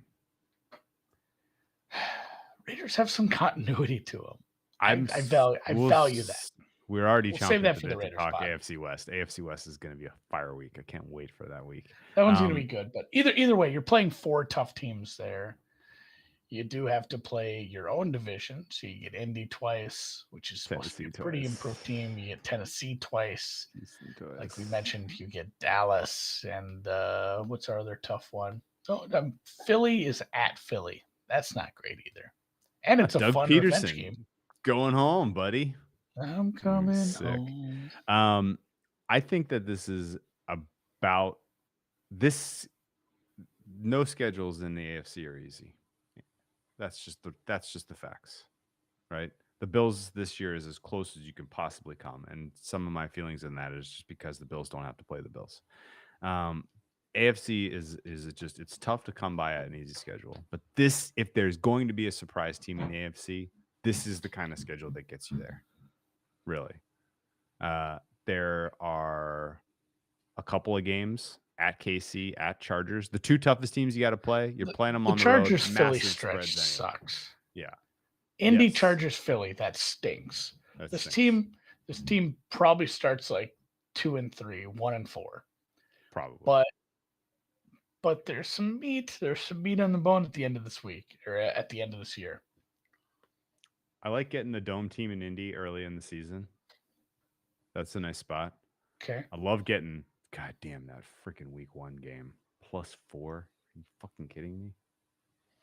Yeah, Washington is that still laying available? Washington is laying more than a field goal. All right.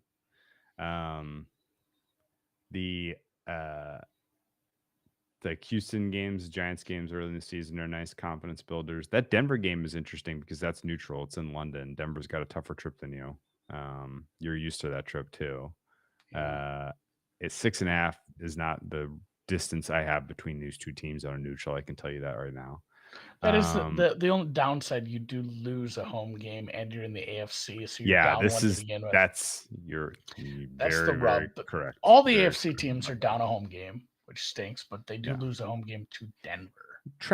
You have a decent amount of travel advantages, though. It's just that early season back-to-back going to LA and then going to Philly the next week. That's not great, but at the same time, like you're going to you have a tough ask to beat LA anyway. So you might as well have that be one of your road games.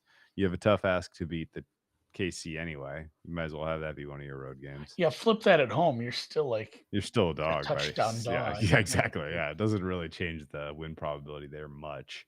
The one wrinkle that's kind of a bummer, you have a 4th place schedule, and unfortunately for you, Baltimore finished in 4th last year in the AFC North. So sorry about that.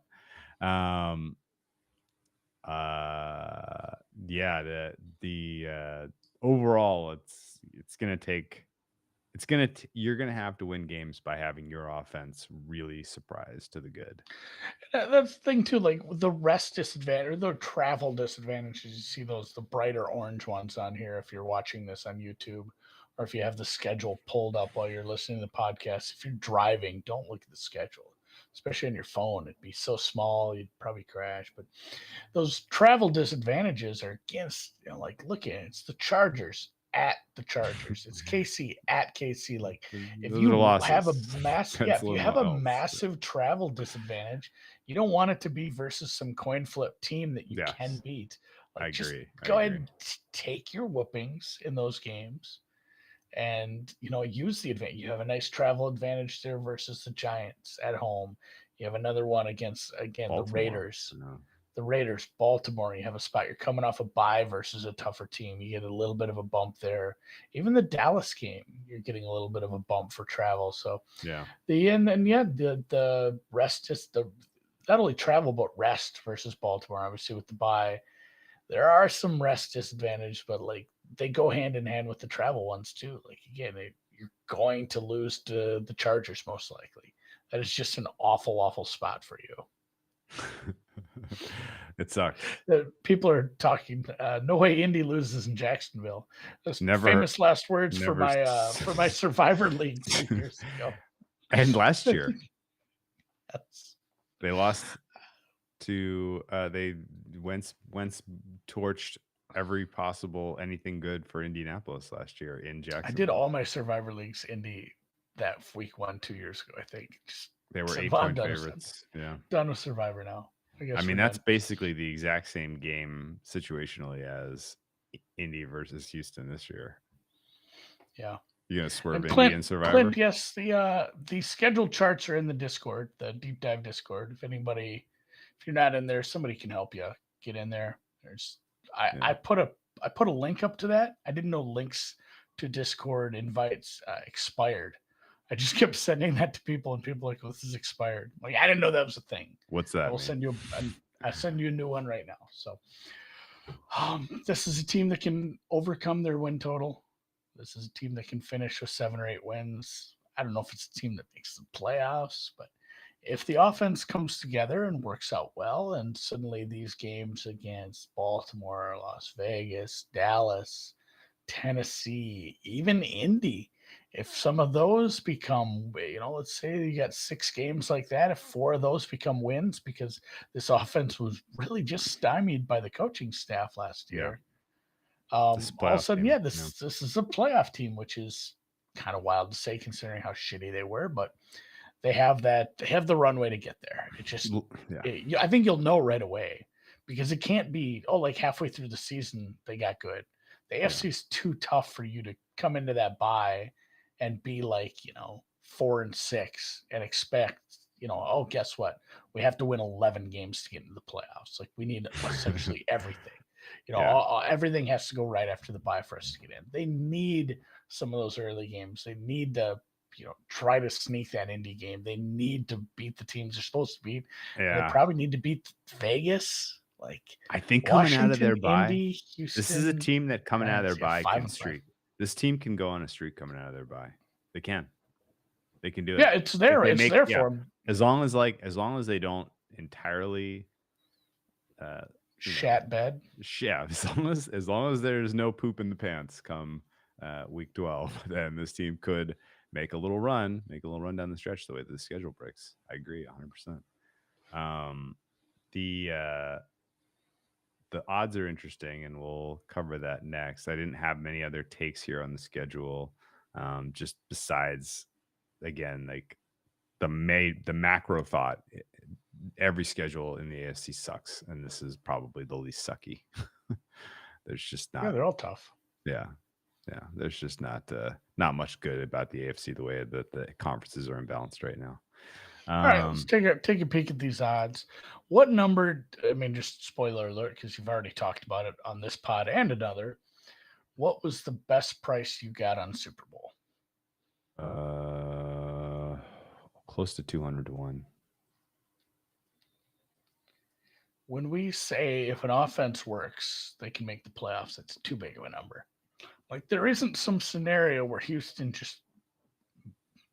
has to win the division, I think. 175 to 1 and 155 to 1 are my 2 biggest bets. 200 to 1, I didn't get very much. 12.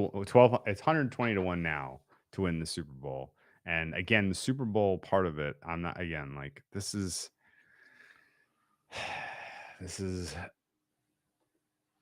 going to go down poorly, probably just because so many things have to go right. But we are 1 year removed from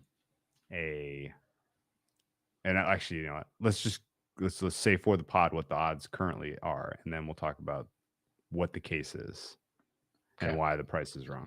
They're 120 to 1 to win the Super Bowl, 44 to 1 to win the AFC, plus 750 to win the AFC South. Make the playoffs, yes, is plus 450. No is minus 650.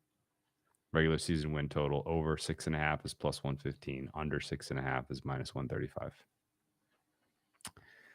If I am bullish about this team overperforming, why bet into these absurd prices for Super Bowl and AFC and not just AFC South?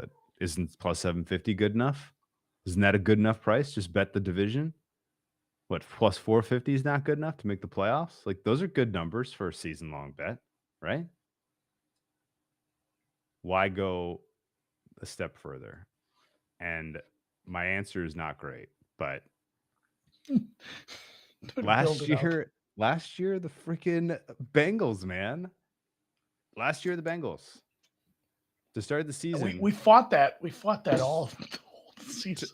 I know, but to start the season, like, they were clear 4 out of 4 in their division. You could make a case that imminent regression and Big Ben's, corpse of a throwing arm, we're going to get the Steelers into fourth. But the Bengals were very, very clearly the fourth most likely. It was a 2-team race for the division. And the biggest questions you had about the Bengals were, is Burrow going to be healthy? Is he going to be able to make it through the season with both of his knees intact? Yeah. Right? Those were the big questions we were asking. And ultimately, like, for them to have gotten to the Super Bowl, they needed Lamar Jackson to get hurt. They needed Baker Mayfield to get hurt and also regress. Yeah. And they basically needed every other team in their division to have issues on top of their offense finding some spark. And the spark was Jamar Chase ultimately. And otherwise, it was just an offense that could outscore teams. And, that's, I think, the recipe for surprise. And, the idea of a number 1 overall quarterback doing it a second year in a row, all of a sudden shocking an otherwise very competent AFC, shouldn't really be crazy to us.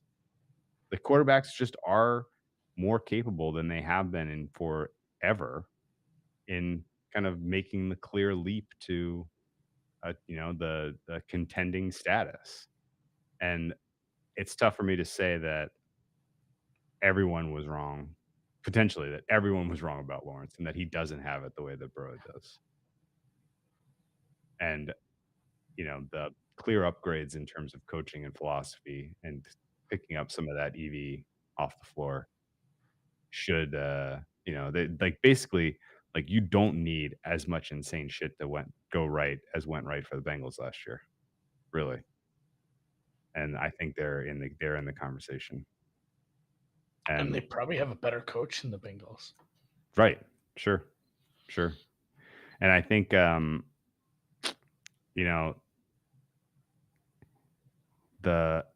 I think the AFC South is soft, but I can't dismiss the fact that the Colts and Matt Ryan have one last run in them, and that even the Jaguars, surprising to the good, forcing their nose into the playoffs, like losing, not having some exposure to what the Super Bowl price and what the AFC price was. AFC prices were great too. I got 80 to 1, 88 and 75 to 1 to win the AFC, which I like even better than the Super Bowl, frankly. Like, if they just get their nose in, however they get it in, or even in contention down the stretch, I think this is one of the numbers that gets short fast if people put the pieces together that this is this year's Bengals or this year's Eagles. Really, like this team could be last year's Eagles and just do just enough, beat the bad teams that they're supposed to beat, and have your quarterback take a logical second year step forward.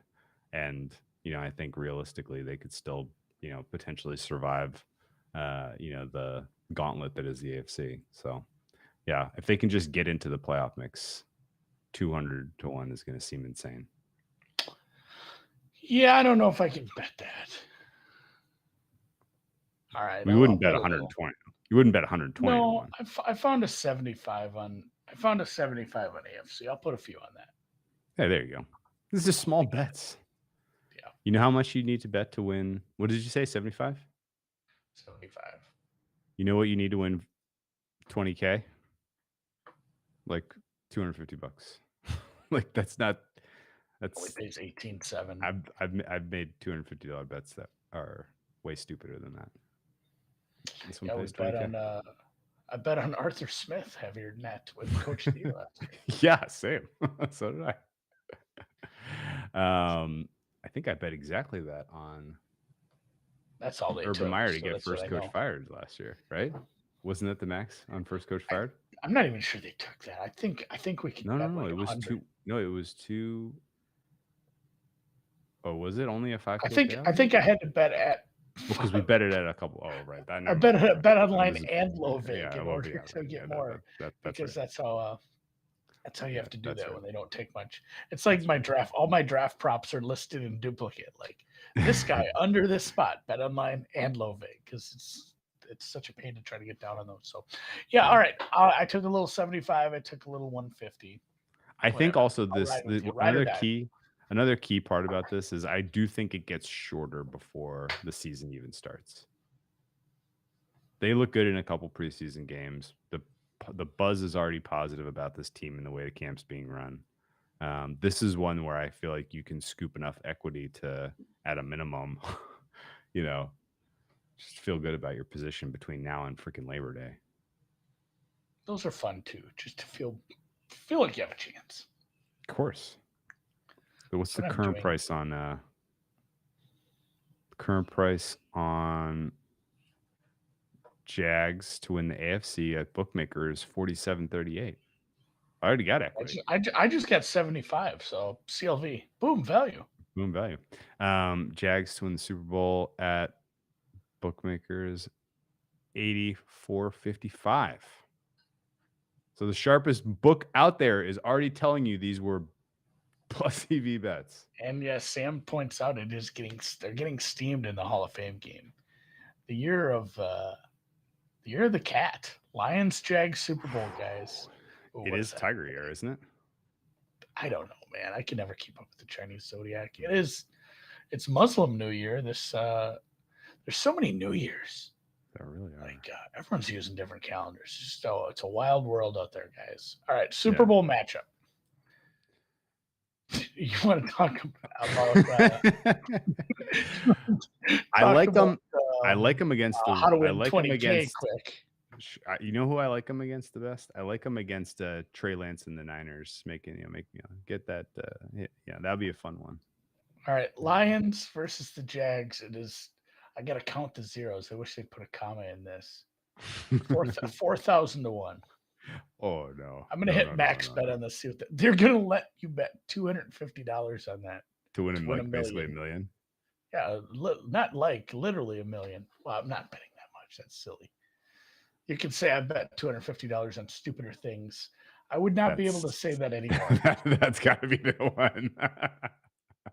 I'll just play it to win 100,000. If anyone gives you 10,000 to 1 on anything, Andy, you take that bet. I know, but it's only 4,000 to 1. Oh, that's a good point. Lions. Right. Ooh, that felt bad to submit.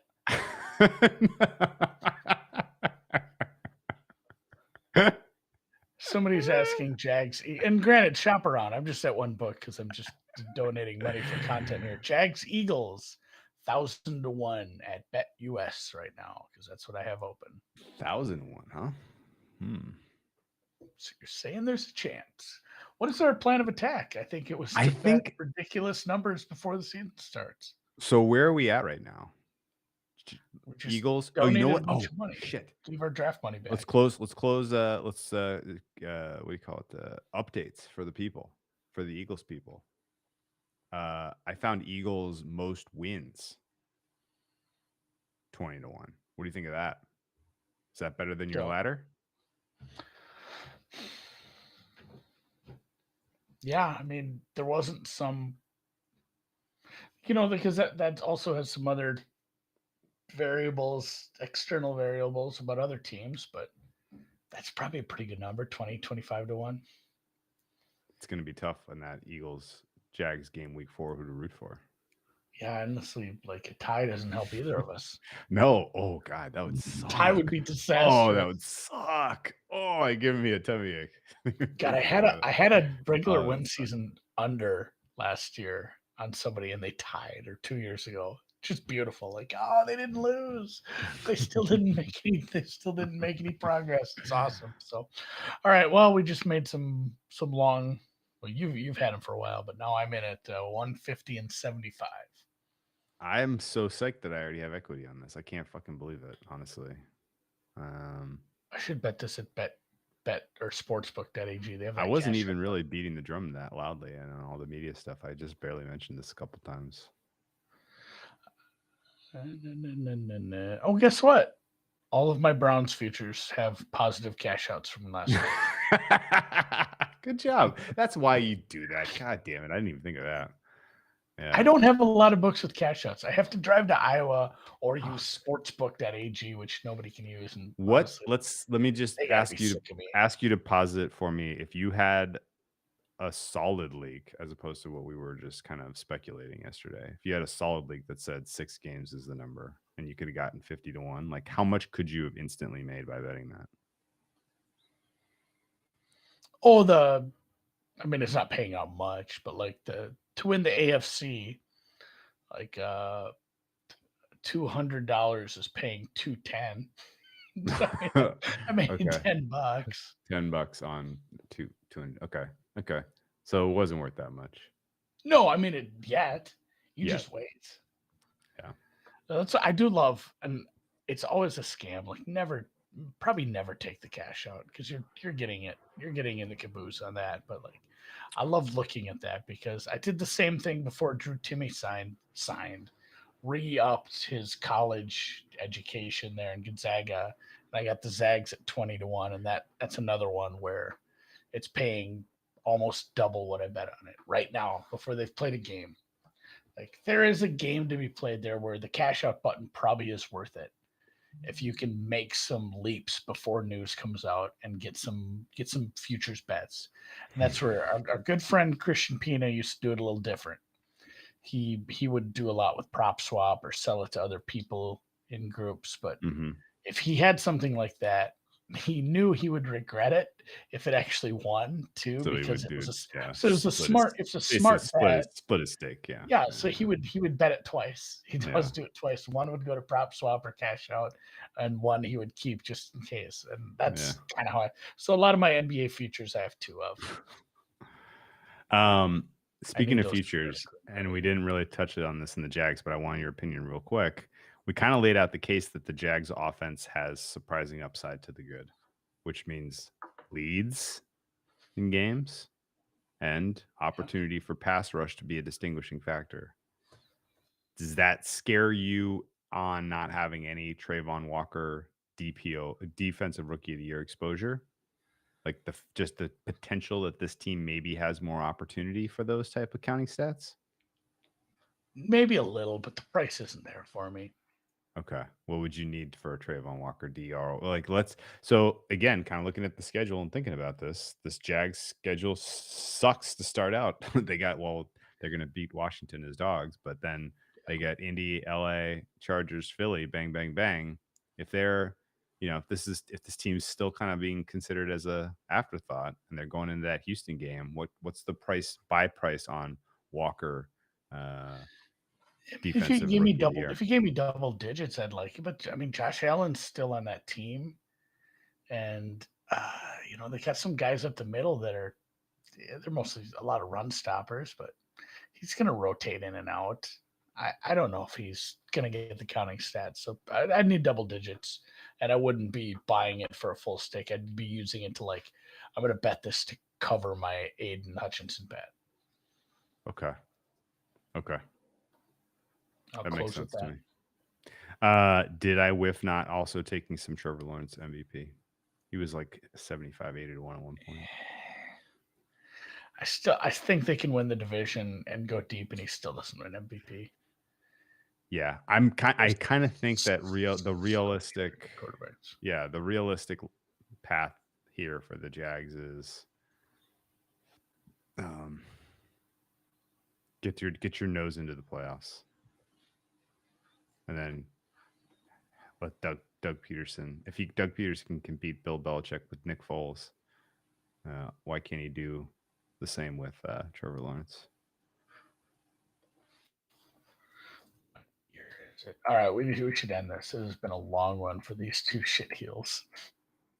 Oh, it's great. What year great pod, is though. it in Chinese? I haven't eaten at a Chinese place where they have those placemats. Monkey. MVP price right now at Bookmaker for T-Law is 56 to 1. That's come down. I saw that in the 70s and 80s when I was making these bets, and I thought hard about it. Huh. It is the year of the tiger. All right. Well, that 4,000 to 1 bet's good as cash. So. All right. Well, let's call it. Good pod. Best of luck to the Jaguars. Don't fuck this up. Yeah. Hey, get us some equity. Dude, Hall of Fame game on Thursday. Yeah, it's coming right up. Let's go. All right. We'll see you lovechat.xyz best adult dating site. That guy is tenacious. Yeah, always tenacious. Always. Well, let's definitely do halftime. Thursday? Yeah, let's definitely. We got to warm up. We got to get ourselves